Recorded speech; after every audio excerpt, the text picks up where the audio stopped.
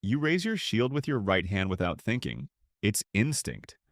But for thousands of years, that instinct was a matter of life and death, because the person standing next to you would die if you got it wrong. Imagine you're standing in a line of soldiers, shoulder to shoulder, shields locked. Your shield covers your own left side. Your neighbor's shield covers your right. It only works if everyone holds their weapon in the same hand. Now imagine one man in that line who doesn't. One man whose sword arm faces the wrong way. To the soldiers around him, he isn't just unusual. He's a hole in the wall. And in some ancient armies, that hole got him killed before the enemy ever arrived. Left-handed fighters weren't just uncommon in the ancient world. They were feared, distrusted, sometimes hunted out of the ranks entirely. Why would an entire civilization be afraid of something as simple as which hand a person used? Start with the obvious answer. It sounds almost too simple to be true. Ancient warfare wasn't one person against one person. It was a formation, a wall of bodies moving as a single machine. Picture a Greek phalanx, rows of men with round shields on their left arms and spears in their right hands, packed so tightly that each man's shield protected half of himself and half of the man beside him. That system only holds if every single man is right-handed. Break the pattern once and the whole wall develops a gap, a soft spot an enemy spear can find in half a second. So, armies didn't just prefer right-handed soldiers, they built their entire fighting style around them. Their shields, their spacing, their training drills, and they had no room left over for anyone who fought differently. But here's the strange part. If left-handed fighters were so disruptive inside formation, why does history keep quietly admitting they were also terrifyingly effective the moment they stepped outside it? Why would the very trait that got a man rejected from the shield wall become the trait that let him win a duel nobody else could win? To understand that, you have to go back further than the battlefield, all the way to how ancient people thought about the left hand itself, long before anyone picked up a weapon. Historian Victor Davis Hanson, who spent decades studying Greek and Roman infantry warfare, describes the hoplite phalanx as a formation so mechanically dependent on uniformity that a single fighter holding his shield and spear on the wrong sides could unravel the entire line around him. In his work on ancient Greek combat, he lays out how the phalanx wasn't really a group of individual warriors at all. It was closer to a single organism, one where every man's survival depended on his neighbor's shield, and his neighbor's shield depended on him doing exactly what everyone else did, step for step, spear for spear. There was no room in that system for individuality. A left-handed man wasn't a minor inconvenience to be worked around. He was a structural flaw in a machine built for war, a piece that didn't fit no matter how it was turned. So militaries did something ruthless about it.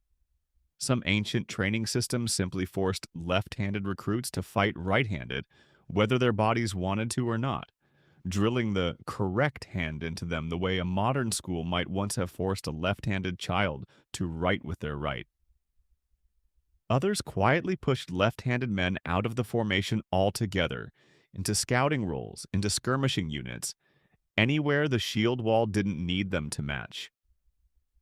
Underneath all of this practical military logic sat something older and stranger, a belief that had nothing to do with tactics at all, a belief that existed long before any formation was ever invented. Across cultures that never spoke to each other from Rome to parts of the ancient Near East, the left side of the body picked up the same reputation again and again, as if the idea had grown up independently in a dozen places at once.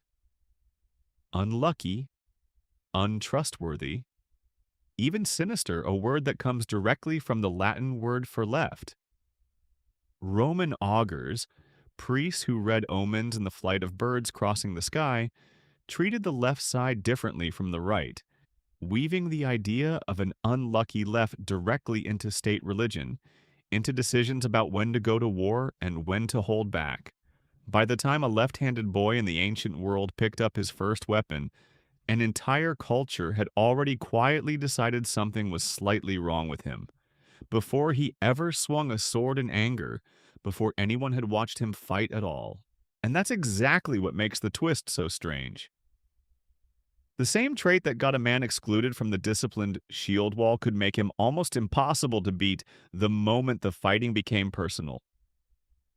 Step outside the formation into single combat, a duel, a wrestling match, a one-on-one fight where two men faced each other with no shield wall to protect either one of them. And the left-handed fighter suddenly held an enormous advantage. Not because he was stronger, not because he was more skilled, because of geometry and because of habit built up over an entire lifetime of training. A right-handed fighter spends his whole life sparring against other right-handed fighters. His instincts, his footwork, his defensive reflexes, all of it is calibrated for an opponent whose weapon comes from the same side his own always has. Put him against a left-handed opponent, and every one of those instincts is suddenly aimed at the wrong angle. His body tells him to block one way. The blow comes from the other. By the time he corrects, it's often already too late. This isn't a modern theory dressed up in ancient armor after the fact. Researchers Charlotte Fari and Michel Raymond studied this exact pattern in real combat data, publishing their findings in the Proceedings of the Royal Society, and found that left-handed fighters in combat sports and in societies with a long documented history of interpersonal violence show a measurable advantage, precisely because their opponents are so rarely trained against them. They called it the fighting handedness hypothesis. Rarity itself becomes a weapon. The less common a left-handed opponent is, the less prepared everyone else is to face one, and the more dangerous that single unfamiliar fighter becomes in a world built almost entirely around the other hand. Their research even pointed to a strange kind of balance hidden inside the pattern. If left-handedness became too common, the advantage would fade because everyone would eventually train against it. It stays useful precisely because it stays rare. In the ancient world where face-to-face duels and single combat decided disputes, settled insults, and sometimes even wars, nothing stayed rare and dangerous quite like a left-handed swordsman standing alone in a circle of onlookers, waiting for an opponent who had never once practiced against someone like him. Think about what that meant for an actual person living through it. A boy grows up left-handed in a world that keeps quietly telling him something is wrong with him. He's pulled from formation training because he breaks the shield wall. Instructors try to correct him, forcing the proper hand into his grip the way you might straighten a crooked plant by tying it to a stake. And yet the same boy, standing alone with a blade in his natural hand, facing one single opponent instead of an entire wall of them, suddenly becomes something the system never accounted for. The formation feared him. The duel needed him. Two completely different judgments about the exact same person, based entirely on whether he was standing in a line or standing alone. There's an old story that captures this twist almost perfectly, and it comes from one of the oldest surviving texts we have. In the biblical book of Judges, a man named Ehud is sent to deliver tribute to a foreign king named Eglon, and the text takes the unusual step of specifically noting, almost in passing, that Ehud was left-handed. That detail isn't decoration. It's the entire plan hiding inside a single word. Ehud straps a short blade to his right thigh, the opposite side from where every guard in that court would expect a weapon to be, because every guard in that court has spent a lifetime learning to search the left thigh of a right-handed man. Nobody finds the blade. Ehud gets close enough to strike. And a story that survives thousands of years later hinges entirely on one physical detail: the hand a man used to hold a knife.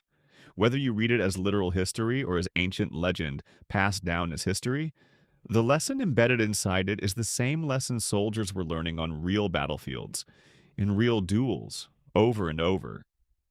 The trait that made a man a liability inside a formation made him almost invisible and nearly unstoppable the moment he was alone with an opponent who had never faced anyone like him.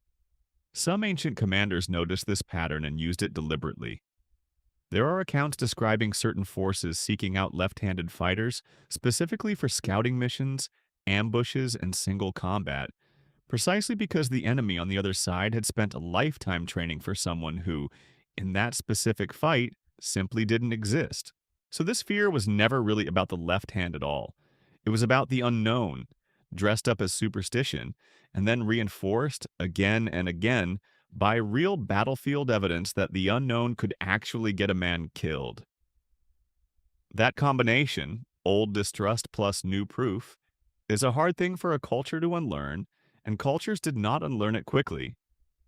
Left-handed children in far later periods of history were still forced to write with their right hands well into the 20th century, teachers physically tying children's left arms to their chairs during lessons, all descended from an idea that started on ancient battlefields and simply never fully let go of the people who carried it forward. The suspicion outlived the swords and spears by thousands of years, drifting quietly out of the battlefield and into the classroom, the workshop, the dinner table. And you can still feel the fossil of that old fear today, whether or not you've ever thought about where it actually came from. Scissors are still manufactured for right-handed grips by default, forcing left-handed users to fight the tool itself just to make a clean cut. Classroom desks with an attached writing arm still assume, without asking, that you'll write with your right hand. Can openers, spiral notebooks, power tools, with a safety guard on only one side? An entire everyday world quietly assumes the same thing. An ancient shield wall once assumed that everyone will show up built the same way. Sports commentators still describe a left-handed pitcher, a left-handed boxer, a left-handed tennis player as harder to face, as unpredictable, using almost the exact same language ancient soldiers might once have used about a left-handed swordsman, someone whose angle of attack your body was simply never trained to read. That's the part of this story that should actually unsettle you a little. You live inside the leftover architecture of a fear that started with spears and shields thousands of years before you were born. Every time you've struggled with a pair of scissors that clearly weren't made for your hand, or watched a commentator call a left-handed athlete unpredictable, or noticed a desk that only comes one way, you've bumped into the same ancient logic that once got left-handed soldiers quietly pulled from the battle line, and then, in the very next breath, sent them out alone to win the fight nobody else in that army could have won. The world was never really built for the left hand. It was built for the formation, for the wall of shields, for the version of a person the system expected to show up. And the moment a person broke that pattern, whether 3,000 years ago on a battlefield in bronze and leather, or in a classroom decades ago with a rope tied around a small wrist, the reaction was the same old instinct wearing a different century's clothes. Distrust the thing you didn't design for. Fear the fighter your training never prepared you to face. Right up until the moment it beats you.